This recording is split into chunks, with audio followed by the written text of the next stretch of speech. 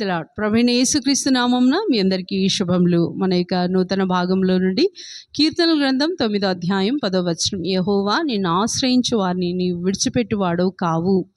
ఈ యొక్క కీర్తనల గ్రంథంలో మనం చూసుకున్నట్లయితే అనేకమైన వాగ్దానాలతో దేవుడు మనల్ని ధైర్యపరుస్తూ ఉంటాడు.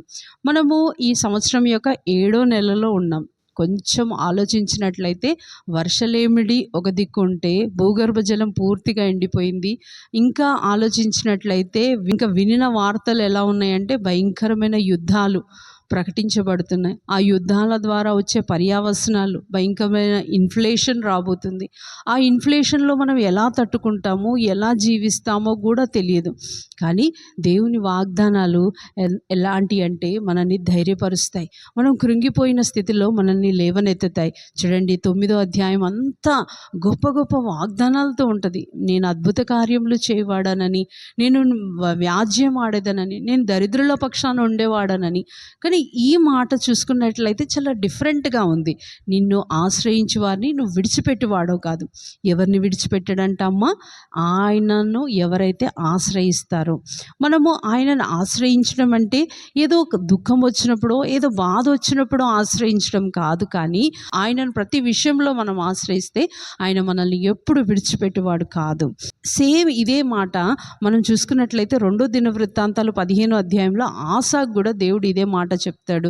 ఆసా, నీవు నన్ను ఆశ్రయిస్తే నేను నీకు మేలు చేసేదాన్ని. నువ్వు నన్ను కానీ విసర్జిస్తే నేను నిన్ను విసర్జిస్తా. నువ్వు నా దగ్గర వచ్చి విచారణ చేస్తే నేను నీకు ప్రత్యక్షమవుతా. నువ్వు నా పక్షాన ఉంటే నేను నీ పక్షాన ఉండి నిలబడతా. ఎందుకు ఇలాంటి మాటలు చెప్పినప్పుడు మనకు కొంచెం దుఃఖం కలుగుతూ ఉంటుంది. కానీ మనం దుఃఖపడవలసింది ఏం లేదు. ఇక్కడ దేవుడు ఎవరిని బలవంతం పెట్టడు. దేవుడు ఏమని కోరుకుంటాడంటే మనం మన ఇష్టంతో ఆయనను సేవించాలని, మనం ఆయన ఇష్టంతో ఆయన దగ్గరికి రావాలని, ఆయన వాక్యాన్ని చదవాలని, ప్రతి దినం ఆయనను వెతకాలని, ఆయన యొద్ద విచారణ చేయాలని, అలాంటి ప్రేమతో నీవు ఆయన దగ్గరికి రావాలని దేవుడు కోరుకుంటున్నాడు.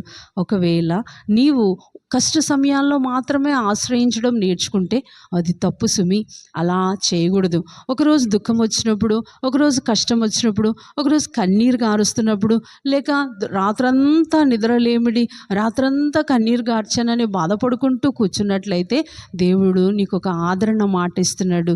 రేపు ఖచ్చితంగా వెలుగు వస్తుంది. రేపు ఈ పరిస్థితులు మారుతాయి. కాబట్టి ఆయనను మనం ఆశ్రయించాలి.